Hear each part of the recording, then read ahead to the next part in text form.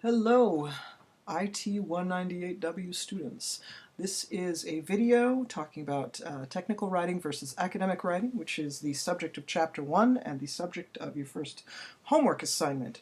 Our textbook defines technical writing in contrast to academic writing because students are familiar with academic writing but may not be familiar with technical writing. Pages 2 and 3 of your textbook distinguish academic writing from technical writing by talking about their different purposes, the author's knowledge of the topic that they are writing about, the different audiences that they are writing for, the different ways in which the two types of writing will be evaluated, and the different uses of graphic elements. So you'd want to refer to that list in your textbook. I would like to suggest that beyond the textbook, these distinctions between technical writing and academic writing are a little bit more complicated. The book's definition of academic writing seems limited to student writing, but its definition of technical writing seems to be focused most on professional writing. If you look, for example, just at purpose, it says communicating what you know about the topic in a way that justifies a high grade. And the rest of it too strongly suggests a classroom situation where a student is writing a piece of academic writing for a professor. But of course that's not all academic writing. Academic writing is written by your professors in the various classes that you took your general education for. History professors publish papers on history. English professors publish papers on Charles Dickens, and so forth. The features of technical communication are listed in a way that seems most focused on professional writing. If you look at it, even just purpose, getting something done within an organization or helping a customer, client, or colleague get something done. Well, yes, that is true of professional technical writing, but this is a college class. And so, again, you will be writing papers that go to a college professor who's going to evaluate them. So it is a little bit more complicated than the book suggests. But here we have a piece of professional academic writing published. The author is Matthew B. Crawford. The title is Shop Class as Soulcraft. And what strongly distinguishes this piece of professional academic writing from a piece of professional technical writing is emotion. Look at that title, Shop Class as Soulcraft. Technical writing is not emotional. It is strongly factual, tends to focus on sharing details. So here we go. It says, anyone in the market for a good used machine tool should talk to Noel Dempsey, a dealer in Richmond, Virginia. Noel's bustling warehouse. Bustling. This is not a word choice you will ever find in a piece of technical writing. Bustling warehouse is full of metal lathes, milling machines, and table saws, and it turns out that most of it is from schools. eBay is awash in such equipment. Okay, turns out awash. These are word choices that we use to try to emphasize the feeling. It appears shop class is becoming a thing of the past as educators prepare students to become knowledge workers. So this whole essay really is lamenting the loss of vocational education in high schools in the effort to make all students ready to go to college. It's emotional.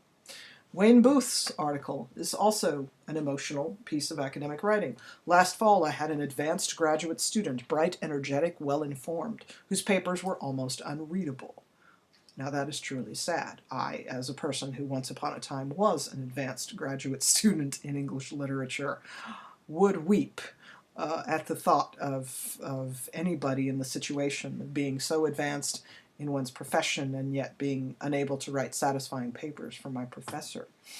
But he explains as he goes that the man actually was quite a capable writer once he had some focus.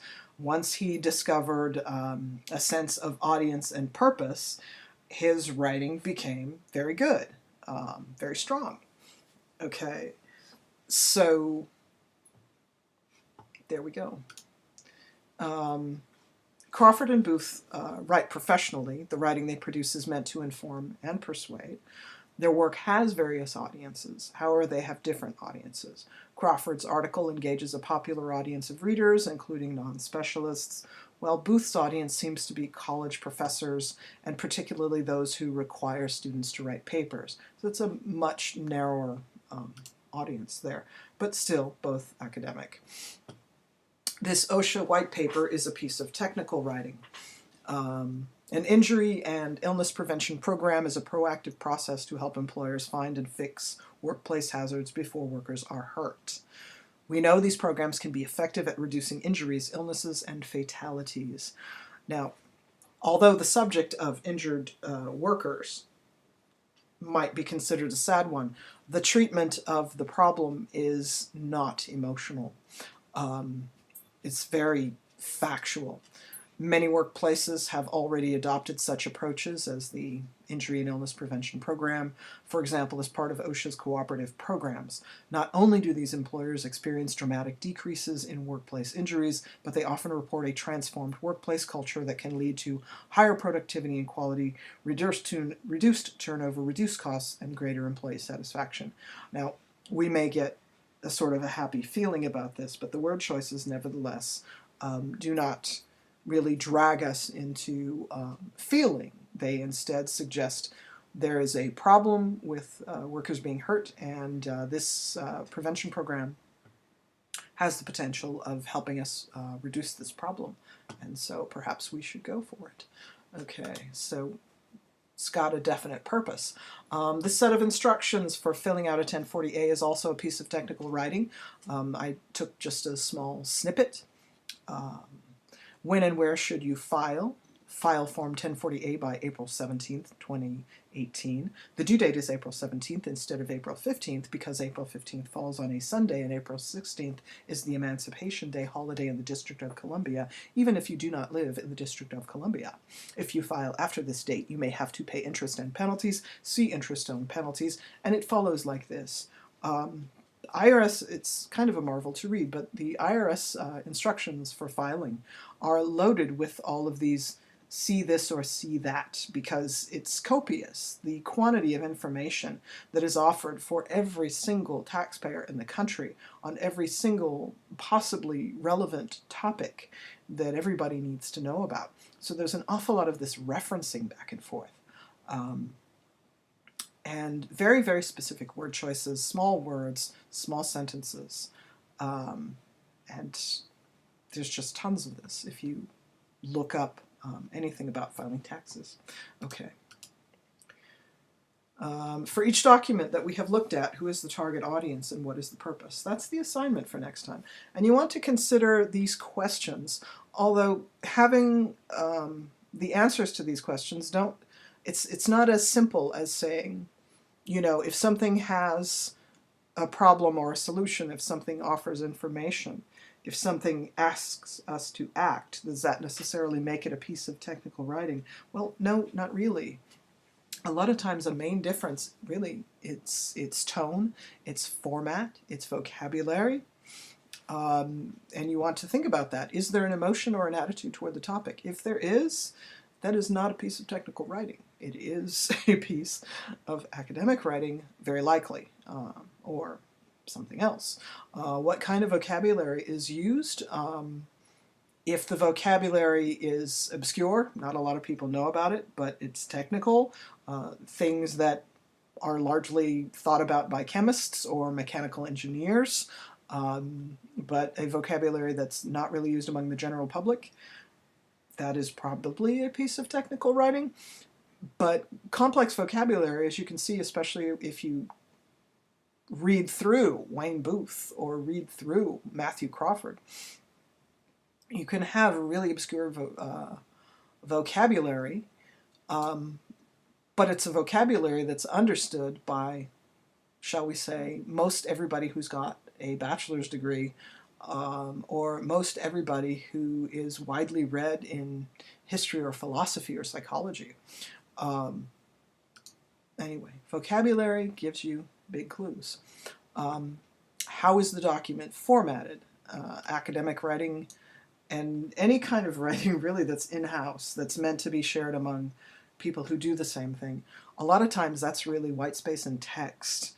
But when it's meant to inform a broader audience, and it's meant to share very technical information, very complicated information, there's very likely going to be pictures and graphs and things. Try to determine who the target reader is. And think about, does the piece report on a problem? An awful lot of stuff does, but how does it report on it? Does it use emotion or not? Does the piece try to solve the problem? A lot of different kinds of writing, both academic and technical, do try to solve some kind of problem. Like, how do we make it so that our graduate students in our English programs have the stunning writing that you would want them to have? It's a problem if they don't. Does the piece imply that readers should act? Okay, so these are all things to be considered as you prepare your homework for Chapter 1.